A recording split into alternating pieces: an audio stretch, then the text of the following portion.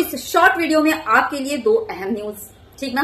पहला तो है शर्जील इमाम, याद है ना कि भूल गए। चलिए फोटो देखेंगे या उसकी पिक देखेंगे तो आपको याद आ जाएगा कि कौन शर्जील इमाम, ठीक।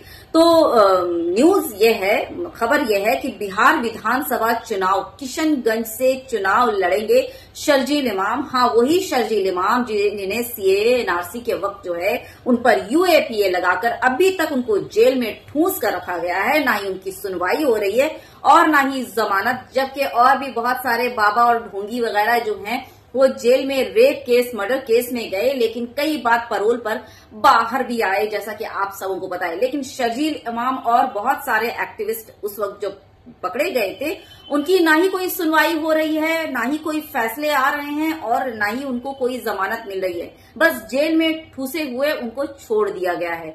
ऐसा लग रहा है कि शायद, अब तो क्या बोलूं, खैर जाने दीजिए, अल्लाह ही रहम फरमाए उन पर और उनको सब्र और हिम्मत अता फरमाए। हिम्मत की तो दादी दूंगी और क्या मैं बोलूं शर्जील इमाम के लिए, और क्या ही बोलूं। खैर, चुनाव वो लड़ने वाले हैं तो बस मेरी तो दिल से दुआ है कि वो उनको अल्लाह ताला जो है उनको इसमें कामयाबी अता फरमाए। तो चलिए अब दूसरी वाली न्यूज की तरफ आते हैं। तो दूसरी वाली न्यूज ये है कि जो है फ्रांस, ब्रिटेन और कनाडा के नेताओं ने जो है ना इसराइल को, हाँ वही इसराइल जिसने गजा को निस्तो नाबूद कर दिया, कुछ बचा नहीं है, हाँ थोड़ी बहुत, समझ रहे हैं ना। हाँ, तो इन लोगों ने तीनों देशों के नेताओं ने जो है इसराइल को दी है बड़ी वाली धमकी, बड़ी वाली, कि अब अगर इसराइल ने गजा पर हमले बंद नहीं किए तो हम लोग जो है वो ठोस कार्रवाई करेंगे। मतलब किसको बेवकूफ बना रहे हैं भाई। अब जो बचा कुचा है उसको भी कर ही लेने दो, इसराइल को अपनी मनमानी है ना। बचा ही क्या है जो अब ठोस कार्रवाई, अब तो खत्म होने पर है ना। गजा पूरा खत्म होने को है, फिलिस्तीन खत्म होने को, तो खत्म हो जाने दो ना। अब कार्रवाई करके क्या करोगे? जो भी बचे कुचे हैं होने दो, भाड़ में जाने दो। मतलब दिखाना है अपना वजूद, अरे हम तो बहुत ये वाले वो वाले फलाना वाले घंटा वाले घंटा। कब तक दिखावा करोगे यूं ही?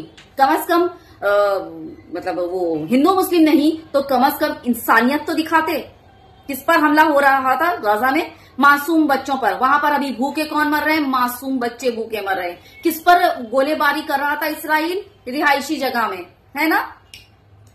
WHO की रिपोर्ट यानी वर्ल्ड हेल्थ ऑर्गेनाइजेशन की रिपोर्ट के मुताबिक तकरीबन 57 बच्चों की मौत, गजा में 57 बच्चों की मौत हुई सिर्फ और सिर्फ भूखमरी की वजह से। और आने वाले अगले 48 घंटों में तकरीबन 14,000 बच्चों की मौत का खदशा है। तो ये जो है ना, अब निंदा विंदा वाली गेम ये नहीं चलेगी। और नहीं, अब कार्रवाई के लिए भी मैं बोलूँगी कि देर हो गई।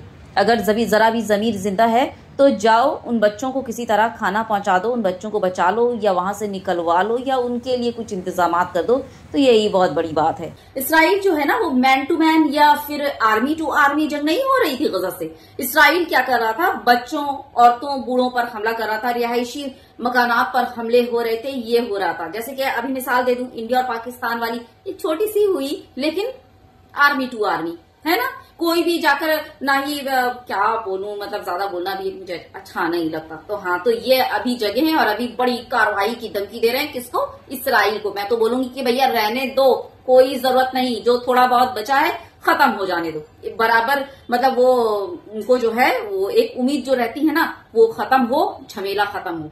मैं तो यही बोलूंगी कि अब और उड़ने की जरूरत नहीं है और उसमें जो है अपनी रोटियां सेकने की जरूरत नहीं है, ठीक ना। शेयर करना बिल्कुल मत भूलिएगा, अपने ख्यालात का इजहार जरूर कीजिएगा। बहुत ज्यादा अपना ख्याल रखिए।